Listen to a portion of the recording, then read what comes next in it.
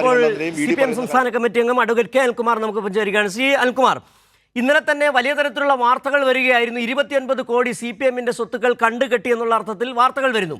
പക്ഷേ ED ഇങ്ങനെ നടപടി എടുത്തോ എന്ന് സംബന്ധിച്ച് പാർട്ടിക്കൊരു നോട്ടീസ് കിട്ടിയിട്ടില്ല. മാധ്യമങ്ങൾക്ക് ഇത് എങ്ങനെ കിട്ടിയെന്നുള്ളതും അതെങ്ങനെ പ്രചരിച്ചു എന്നുള്ളതും അവിടെ നിൽക്കട്ടെ. പക്ഷേ ഇവിടെ വരുന്ന വിഷയം, പാർട്ടിയെ കരുവന്നൂർ വിഷയത്തിൽ CPM എന്ന് പറയുന്ന പാർട്ടിയെ പ്രതിയാക്കുകയാണ് ഇപ്പോൾ ED ചെയ്തിരിക്കുന്നത്. മൂന്നാം മോദി സർക്കാർ അധികാരത്തിലെത്തിയതിനു ശേഷം ദേശീയ അന്വേഷണ ഏജൻസികളെ ഇങ്ങനെ കയറൂരിട്ടുകൊണ്ട് അവരുടെ ഉദ്ദേശ ലക്ഷ്യങ്ങൾ നടപ്പിലാക്കുന്നതിന് വേണ്ടി പ്രതിപക്ഷ പാർട്ടികളെ, പ്രത്യേകിച്ചും കേരളത്തിലെ CPM-നെ വേട്ടയാടുന്ന ആ നയം തുടരുക തന്നെയാണ്, അതിൻ്റെ തുടർച്ച തന്നെയാണ് ഇപ്പോൾ കരുവന്നൂരിൽ നടന്നുകൊണ്ടിരിക്കുന്നത്. എന്താണ് താങ്കൾക്ക് പറയാനുള്ളത്? കോൺഗ്രസിന് നമ്മുടെ രാജ്യത്തെ തെരഞ്ഞെടുപ്പിൽ 100 സീറ്റ് ലഭിച്ചെങ്കിലും ഇന്ത്യ രാജ്യത്തെ നരേന്ദ്രമോദിക്കും BJP സർക്കാരിനും RSSനും ഭയം CPM-നെയാണ്. പ്രത്യയശാസ്ത്രപരമായും ഇന്ത്യ രാജ്യത്തിന്റെ ഇന്നത്തെ സാഹചര്യത്തിലും ശരിയായ പോരാട്ടം ഉയർത്തിപ്പിടിക്കുന്നത് CPM-ആണ്. ആ ചരിത്ര പോരാട്ടത്തിനുള്ള ഒരു അംഗീകാരമായിട്ടാണ് ഈ വേട്ടയാടലിനെ CPIM വിലയിരുത്തുന്നത്. കരുവന്നൂരിൽ മാത്രമല്ല, കേരളത്തിലെ വിവിധങ്ങളായ സഹകരണ സ്ഥാപനങ്ങളിൽ തെറ്റായ പ്രവർത്തനങ്ങൾ നടന്നു. ആ തെറ്റായ പ്രവർത്തനങ്ങൾ നടന്ന സ്ഥലങ്ങളിലെല്ലാം കേരള സർക്കാർ ഫലപ്രദമായ നടപടി സ്വീകരിച്ചു. അതിന്റെ ഭാഗമായി കരുവന്നൂരിലും കുറ്റവാളികൾ ക്രൈംബ്രാഞ്ച് പിടികൂടി ജയിലിലടച്ചു. ജയിലിലടക്കപ്പെട്ട കുറ്റവാളികൾ BJP-യിൽ ചേർന്നു. BJP-യിൽ ചേർന്ന കുറ്റവാളികൾ മാപ്പുസാക്ഷികളായി. കെജ്രിവാളിനെ ജയിലിലടയ്ക്കാൻ ഒരു മാപ്പുസാക്ഷിയെ നിർമ്മിച്ചതുപോലെ കരുവന്നൂരിൽ പ്രതികളെ മാപ്പുസാക്ഷിയാക്കിക്കൊണ്ട് CPM-നെതിരായി കള്ളങ്ങൾ എഴുന്നള്ളിക്കുകയാണ് ED. അതിന്റെ ഭാഗമായി ഒരു കീറക്കടലാസിന്റെ പിൻബലം പോലുമില്ലാതെ CPM പ്രതിയാണ് എന്ന് വരുത്താൻ ശ്രമിക്കുന്നു. ഇപ്പോ ഇന്ന് മാധ്യമങ്ങളിൽ പൊടിപ്പിച്ച വാർത്ത എന്താണ്? 29 കോടി രൂപയുടെ സ്വത്ത് കണ്ടുകിട്ടുന്നു. അപ്പൊ തന്നെ നവമാധ്യമങ്ങളിൽ ചില ആളുകൾ ഇറങ്ങി പുറപ്പെട്ടിരിക്കുകയാണ്. CPM-ന് എത്ര കോടി രൂപയുടെ സ്വത്താണ്? സത്യം എന്താണ്? അവിടെ ഒരു ബ്രാഞ്ച് കമ്മിറ്റിയുടെ ആഫീസ് നിർമ്മിക്കാൻ വേണ്ടി ഒരു സ്ഥലം വാങ്ങിച്ചു. ആ സ്ഥലം കണ്ടുകിട്ടിയെന്നാണ് പറയുന്നത്. പിന്നെ അവിടുത്തെ പാർട്ടി ലോക്കൽ കമ്മിറ്റിയുടെ ഒക്കെ ചില ചെറിയ അക്കൗണ്ടുകൾ എല്ലാം കൂടി 70 ലക്ഷം രൂപ ആണ് കണ്ടുകെട്ടിയത്. യഥാർത്ഥത്തിൽ കണ്ടുകെട്ടിയിട്ടില്ല. കോടതിയിൽ ഒരു കേസ് കൊടുത്താൽ അതിന്റെ ഭാഗമായി അത്തരം സ്വത്തുവകകൾ മരവിപ്പിക്കുക എന്നുള്ളതാണ് നിയമത്തിലുള്ളത്. ഫ്രീസ് ചെയ്യുക എന്ന് പറയും. കോൺഫിസ്കേഷൻ എന്ന് പറഞ്ഞാണ് കണ്ടുകെട്ടുക എന്ന് പറയുന്നത്. അത് അന്തിമമായി സംഭവിക്കുന്ന കാര്യമാണ്. അപ്പൊ യഥാർത്ഥത്തിൽ നിയമത്തിൽ എന്താണ്? ഫ്രീസ് ചെയ്യാം, മരവിപ്പിക്കാം. മരവിപ്പിക്കുക എന്ന് പറഞ്ഞാൽ ഒരു പരാതിയുമില്ല, കാരണം ആ കേസ് ഉണ്ടാകുന്നു വരട്ടെ. പക്ഷേ സത്യം എന്താണ്? ED-യുടെ ഡയറക്ടർ ഇത് മരവിപ്പിക്കാൻ പോലും ഉത്തരവിറക്കിയിട്ടില്ല. പക്ഷെ ഇന്ന് കേരളത്തിലെ എല്ലാ മാധ്യമങ്ങളും ആഘോഷിച്ചുകൊണ്ടിരിക്കുകയാണ്. എന്തിനാണ്?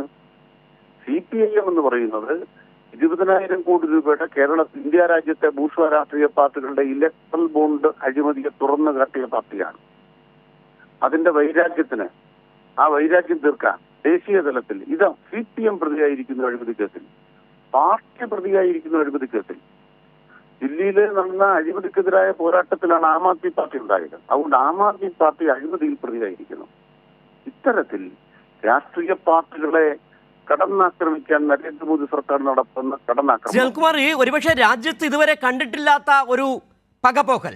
രാഷ്ട്രീയ പാർട്ടികളെ തന്നെ പ്രതിയാക്കുക. കരുവന്നൂരിലെ വിഷയം അറിയാം. കരുവന്നൂരിൽ ക്രമക്കേട് നടത്തിയവർക്കെതിരെ നടപടിയെടുക്കുന്നു. അതുമായി ബന്ധപ്പെട്ട നിയമപരമായ നടപടികൾ നീങ്ങിക്കൊണ്ടിരിക്കുകയാണ്. ഇവിടെ ആ കരുവന്നൂരിൻ്റെ ഒരു വിഷയത്തിൻ്റെ പേരിൽ CPM എന്ന് പറയുന്ന പാർട്ടിയെ തന്നെ പ്രതിയാക്കുക. നേരത്തെ ദില്ലിയിൽ ആം ആദ്മി പാർട്ടിയെ പ്രതിയാക്കിയതുപോലെ എങ്ങനെയാണ് ഈ കേന്ദ്ര സർക്കാർ, മോദി സർക്കാർ ഈ പ്രതിപക്ഷ ശബ്ദങ്ങളെ, ഈ എതിർപ്പ് ഉയർത്തുന്നവരെ ഇല്ലാതാക്കാൻ ശ്രമിക്കുക എന്നുള്ളത്? താങ്കൾ കാണിച്ചതുപോലെ തന്നെ ഇലക്ട്രൽ ബോണ്ട് ചൂണ്ടിക്കാട്ടി 20,000 കോടിയുടെ അഴിമതി ഒരു അഴിമതി അല്ലാതായിരിക്കുന്ന, അങ്ങനെ അഴിമതി അല്ലാതാക്കാനാണ് മാധ്യമങ്ങളുടെ ശ്രമം. ഇവിടെ CPM-നെ പ്രതിയാക്കി എന്ന് പറയുമ്പോൾ വലിയ വാർത്തയായിട്ട് അവർ ആഘോഷിക്കുകയും ചെയ്യുന്നു. ഈ രണ്ട് വശങ്ങളും, ഒന്ന് എന്തുകൊണ്ട് ഇത്തരത്തിൽ രാഷ്ട്രീയ പാർട്ടികൾക്കെതിരെ തിരിയുന്നു എന്നുള്ള വിഷയം, രണ്ട് മാധ്യമങ്ങളെടുത്ത ഈ നിലപാട് എന്താണെന്നുള്ളത് കൂടി നമ്മൾ പരിശോധിക്കേണ്ടതല്ലേ? അല്ല, രാഷ്ട്രീയ പാർട്ടികൾക്കെല്ലാം എതിരെ തിരിയുന്നില്ല. ഇലക്ട്രൽ ബോണ്ട് അഴിമതിയിൽ BJP-യെ പിന്തുണച്ച രാഷ്ട്രീയ പാർട്ടികൾക്ക് എന്താ പ്രശ്നം? ഇലക്ട്രൽ ബോണ്ട് BJP-ക്ക് കാണിക്കയിട്ടപ്പോ 170 കോടി രൂപയുടെ കാണിക്കയിട്ടപ്പോ കുടുംബവാഴ്ചയെ കുറിച്ച് പറയുന്ന ഇന്ത്യ രാജ്യത്തെ BJP-ക്കാർ 170 കോടി രൂപയുടെ ഇലക്ട്രൽ ബോണ്ട് വാങ്ങിച്ചിട്ടാണ് റോബർട്ട് വധേരയുടെ കേസ് ഒത്തുതീർപ്പാക്കി കൊടുത്തത്. അവര് തൃശ്ശൂരിൽ ഇപ്പോ CPM പ്രതിയായെന്ന് പറഞ്ഞപ്പോ നരേന്ദ്രമോദിക്ക് വേണ്ടി താലോലിച്ചുകൊണ്ടിരിക്കുകയാണ്, നരേന്ദ്രമോദിയെ പിന്തുണച്ചുകൊണ്ടിരിക്കുകയാണ്. പ്രതിപക്ഷ നേതാക്കന്മാരെല്ലാം എന്തിനാണ് റോബർട്ട് ഭദ്ര 170 കോടി രൂപയുടെ ഇലക്ട്രൽ ബോണ്ട് BJPക്ക് സംഭാവന ചെയ്തപ്പോൾ ആർക്കും പരാതിയില്ല. ആ ഇലക്ട്രൽ ബോണ്ടിനെ എതിർക്കുന്ന പ്രസ്ഥാനമാണ് CPM. കോടതിയിൽ കേസ് കൊടുത്ത ഒരു പദ്ധതിയെ തന്നെ, ആ പദ്ധതിയെ തന്നെ, അഴിമതി പദ്ധതിയെ തന്നെ തുറന്നു കാട്ടി ഇന്ത്യ രാജ്യത്തെ BJPയുടെ അഴിമതിയെയും കോൺഗ്രസിന്റെ അഴിമതിയെയും തുറന്നു കാട്ടി ഒരു പാർട്ടിയോടുള്ള രാജ്യം തീർക്കുകയാണ്. നമ്മുടെ രാജ്യത്ത് കമ്പനി നിയമം അനുസരിച്ച് കമ്പനിയുടെ MD അല്ലെങ്കിൽ കമ്പനിയുടെ ചുമതലക്കാരായ ആളുകൾ ഏതെങ്കിലും കമ്പനിയുമായി ബന്ധപ്പെട്ട കേസിൽ പ്രതിയാകും.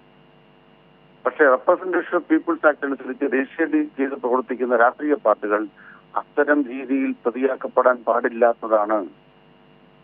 ഇനി ഏതെങ്കിലും ഒരു പാർട്ടിയുടെ ഏതെങ്കിലും കമ്മിറ്റിയിൽ ഏതെങ്കിലും അക്കൗണ്ടിൽ ഇത് വന്നിട്ടുണ്ട്.